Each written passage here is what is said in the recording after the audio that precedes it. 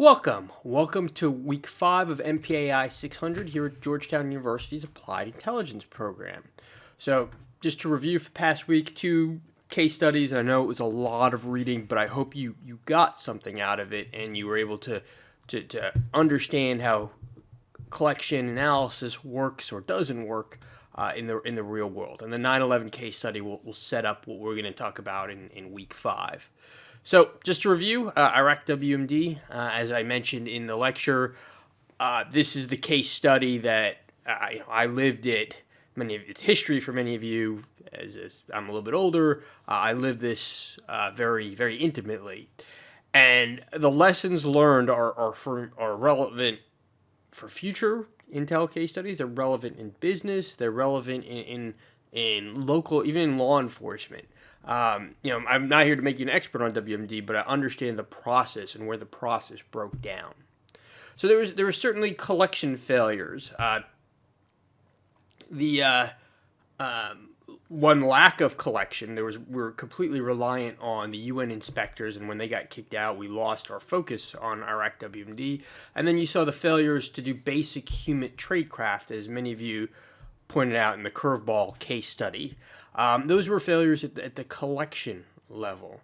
There were certainly failures in analysis. The aluminum tubes, and this was brought up in the Senate Select Committee paper. Those famous aluminum tubes, confusing them between rocket motors or rocket tubes and uranium tubes was a pretty deep analytical failure, and people focused on their biases instead of an understanding of the technical underpinnings of those tubes. And I'll look for those negative evidence that was very relevant. People asked the question, where is the WMD? No one asked the flip question. If there is WMD, what else should we be seeing? That's a key component to challenge your own assumptions and understanding of this problem set. As far as I know, there was no look at the negative evidence, or no one asked the question.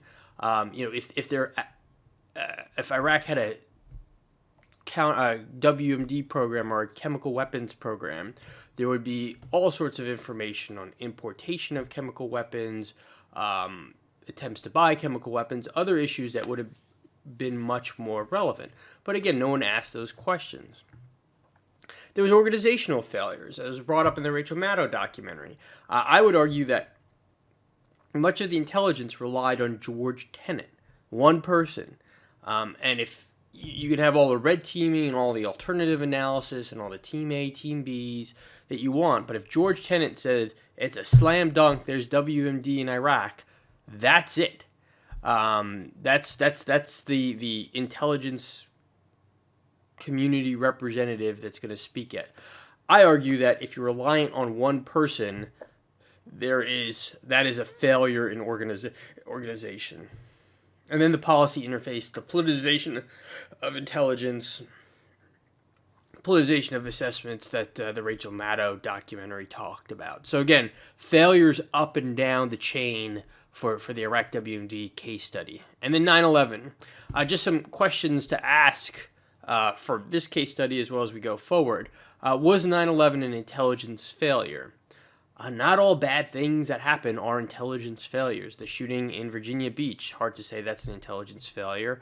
So was it an intelligence failure? And I would argue it wasn't an intelligence failure till I saw the Nova documentary.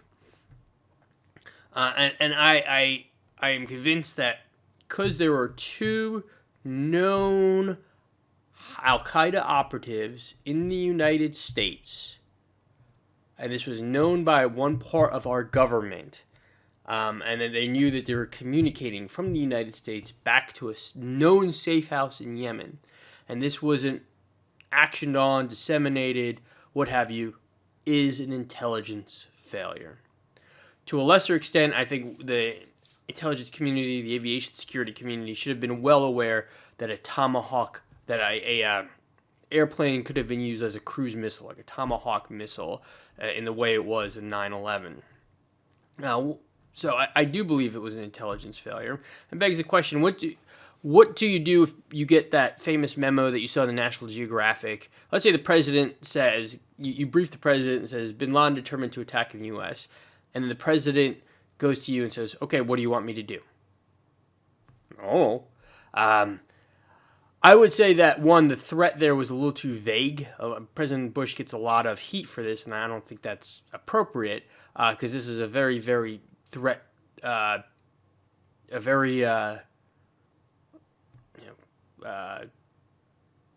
macro level threat. But I would also say is, as the intelligence analyst, I think you owe the president or the business leader or the policymaker, whoever you're briefing, if you're going to give him some like vague like that, you owe reasonable risk reduction measures in that respect, not just throwing out Bin Laden determined to attack in the U.S. Organizational issues. This is the boxes, as we talked about last week, who talks to who. I believe the NSA documentary highlighted a massive organizational failure in the intelligence community. The right people didn't talk to the right people. If the NSA, and for reasons because of classification and organization and bureaucracy, they didn't communicate down to FAA, San Diego Police, San Diego FBI field office, that there was a known Bin Laden operative in the United States. Again, an NSA documentary brings it up. Those are organizational issues that contributed to 9/11. And then I ask, where along the chain could federal state government have prevented 9/11? And I want you to think about this going forward. And why I say this is, there's a lot of talk about boxes and interagency process, that CIA didn't talk to the FBI, didn't talk to the NSA, and we didn't connect the dots at the federal level. But I think it's most important to look vertically as well. So horizontally is among the federal government, vertically is federal government communicating to state and local officials. And I bring that up as, again, we knew at the federal level about the signals intelligence between the San Diego field office and Yemen. We knew at the federal level, but it was certainly not disseminated down to state, municipal, local levels. Even now, there is information collected on the federal level on people's immigration status, their travel status, sensitive intelligence. That is at the federal level, but it is not integrated vertically very well, despite all the intelligence reforms and the fusion centers that we have that, again, I'll talk about more in detail next week. But think about that, again, going forward, that vertical integration. So paper 2. I want to give you some guidance. I'm not going to give you an example paper like I did for the first one, but the parameters, what I'm looking for the paper, or if you're briefing this week. I just want to, again, cover the key issues. Strategic paper, again, focused on the case studies. So I will allow you to either choose a case study, one of the case studies that we talked about, and go in depth, or allows you to choose an issue and talk about how that issue intertwined among multiple case studies. So you can go either way. If you want to talk about a case study we didn't discuss in class, you are welcome to do that. Just inform me ahead of time so I can give you a little bit of pertinent guidance. So just drop me a note before you do your paper. So again, I don't want laundry lists. I don't want 15 things that went wrong with Iraq WMD. I'd rather you have 2 or 3 things and focus in depth on those issues. And then again, some of these issues that we've brought up, just to reiterate, and again, I don't want a laundry list, but just some of the things that hopefully will get your mind wrapped around the issue. Again, failures in collection. We saw that in Pearl Harbor case study, where no one knew the location and disposition of the Japanese aircraft carriers, the critical asset in this respect. The Yom Kippur War, an over-reliance on one human source was a contributing factor to the failure. And then the Iraq War, the curveball case study that I just talked about. Failures in analysis. Okay, this goes from the collection phase to the analysis phase. Pearl Harbor, again, failures to connect the proverbial dots to make sure that that they had an understanding of the Japanese intentions. The confessions, the confirmation bias that we saw in that case study is certainly a failure in analysis, where they settled on their hypothesis and all information was used to confirm that hypothesis. And then the Iraq WMD, whether it's negative evidence, whether it's groupthink, those were all failures in analysis for the Iraq WMD. Politicization, policy interference, Iraq WMD, again, I already discussed that in a second.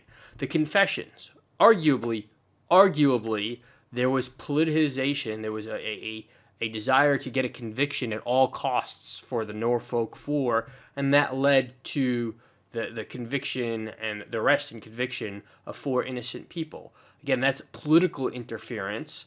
It might not be politicians interfering, but there was certainly pressure put on judges, detectives, prosecutors to go for that conviction. And then 9/11, again, I touched on this earlier. I touched on this earlier about the interface between, or the inability to provide proper risk analysis to policymakers. The analytical failure was, or the policy interface was, you gave the 9/11 or Al-Qaeda determined to attack in the U.S., and you didn't implement risk reduction measures that a policymaker could have done to actually mitigate the threat. That's another spin on the interface between policymakers and the intelligence community. And then organizational. The NSA documentary, I just talked about that. Information was at the federal level.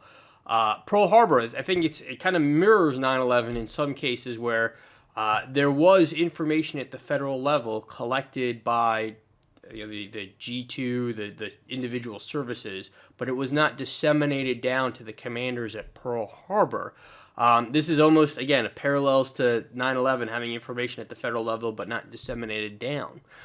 And then the fusion centers, as I talked about, they are supposed to be an interface where this vertical integration is supposed to occur, but there's still obviously problems with this. And you'll see in this week's lectures, whether it's Fort Hood, the Boston Marathon attacks, where information is collected at the federal level, but it's not disseminated or shared down. So hopefully this gives you a good start on paper 2. If there's questions, let me know, and I look forward to your presentations this week.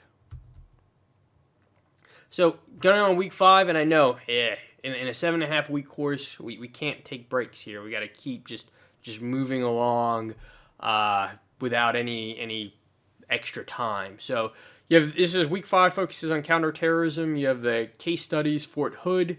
Fortunately, I have to say Fort Hood 2009 because there's been another shooting at Fort Hood.